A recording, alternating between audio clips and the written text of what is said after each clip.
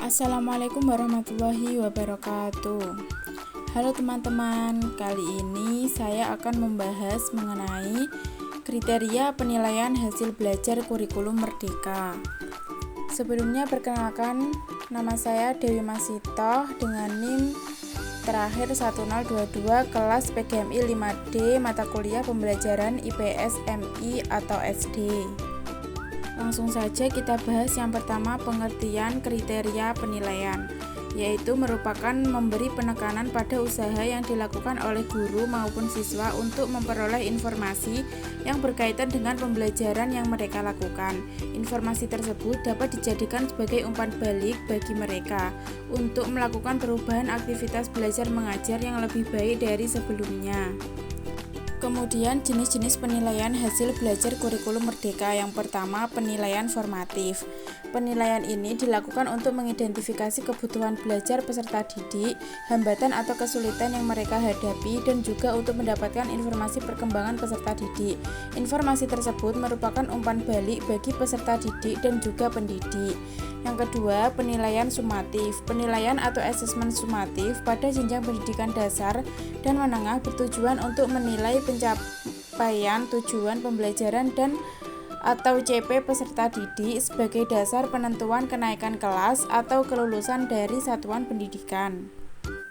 Yang ketiga, prinsip-prinsip penilaian. Yang pertama, valid atau sahih.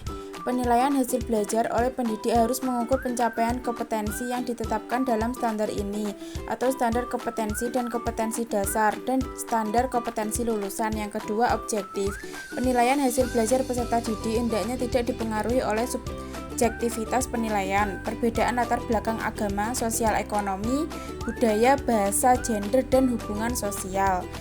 Yang ketiga, transparan atau terbuka. Penilaian hasil belajar oleh peserta didik bersifat terbuka, artinya prosedur penilaian, kriteria penilaian, dan pengambilan keputusan terhadap hasil belajar peserta didik dapat diketahui semua pihak yang berkepentingan. Yang keempat, adil. Penilaian hasil belajar tidak menguntungkan atau merugikan peserta didik karena berkebutuhan khusus, karena perbedaan latar belakang agama, suku, budaya, adat istiadat, status sosial, ekonomi, dan gender. Yang kelima, terpadu.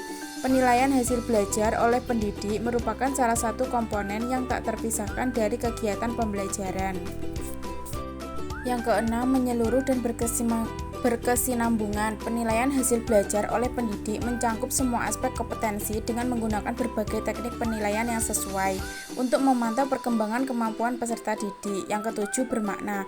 Penilaian hasil belajar oleh peserta didik hendaknya mudah dipahami, mempunyai arti, bermanfaat, dan dapat ditindaklanjuti oleh semua pihak, terutama guru, peserta didik, orang tua, serta masyarakat.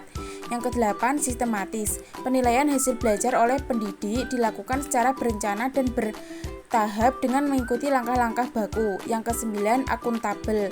Penilaian hasil belajar oleh peserta didik oleh pendidik dapat dipertanggungjawabkan baik dari segi teknik, prosedur, atau hasilnya. Yang kesepuluh, beracuan kriteria. Penilaian hasil belajar oleh pendidik itu didasarkan pada ukuran pencapaian kompetensi yang ditetapkan.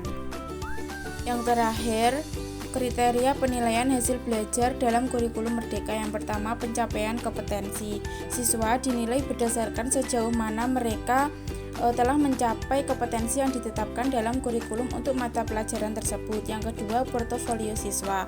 Siswa dapat diminta untuk menyusun portofolio yang berisi bukti-bukti kinerja selama pembelajaran seperti proyek, tugas, atau catatan perkembangan. Yang ketiga, ujian tertulis. Tes tertulis dapat digunakan untuk mengukur pemahaman siswa terhadap materi pelajaran.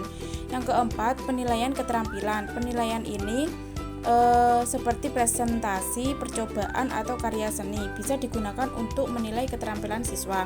Yang kelima, partisipasi aktif. Keterlibatan siswa dalam diskusi kelas, kolaborasi, dan partisipasi dalam kegiatan pembelajaran lainnya dapat menjadi faktor penilaian.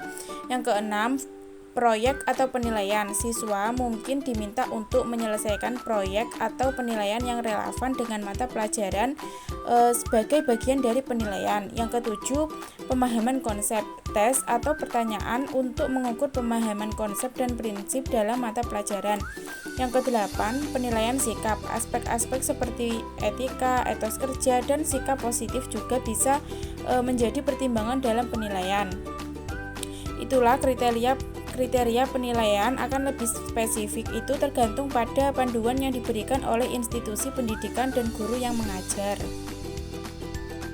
Nah, itu tadi penjelasan dari saya mengenai kriteria penilaian hasil belajar kurikulum Merdeka. Semoga videonya bermanfaat. Terima kasih. Apabila ada kurang lebihnya, saya mohon maaf. Wassalamualaikum warahmatullahi wabarakatuh.